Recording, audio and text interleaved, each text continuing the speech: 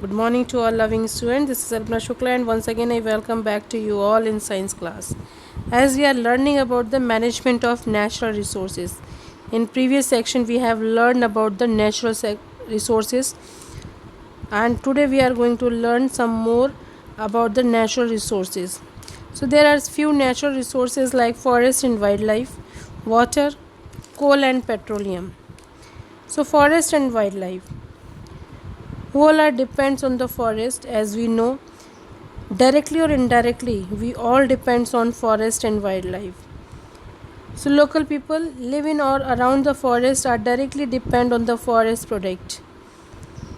And forest department, government own the land and the control the resources from the forest.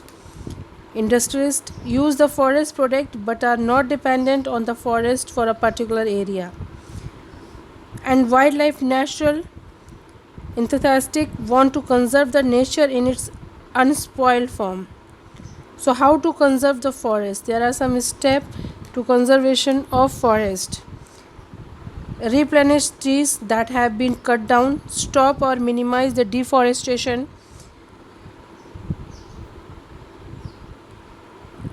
and social forest program should be undertaken on the large scale. Now about the water. Storage of water and conservation of water. So dam, what is dam? Dam is a large area where we can store the water, not just for irrigation.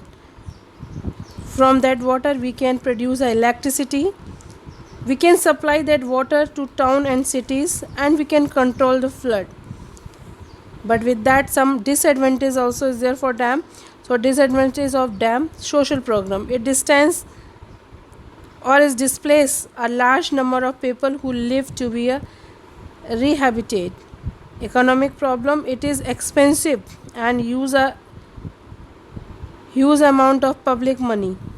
Environmental problem, it causes a deforestation and loss of biodiversity.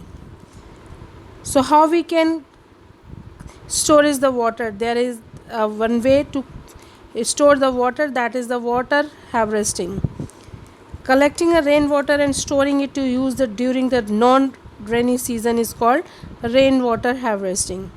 There are common methods of water harvesting are digging pits, ponds, lake, etc. Building a small earthen dam or concert check dam.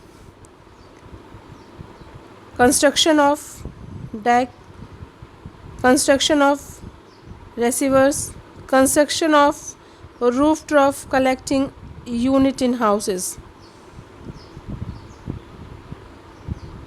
There are some advantages of the rainwater harvesting. It does not evaporate easily. It separates out the recharge well. It provides moisturizer for irrigation of crop. It does not get pollute easily. Now coal and petroleum. Certain C-free carbon and its compounds mainly are nitrogen, oxygen, sulfur and hydrogen is form of coal and petroleum.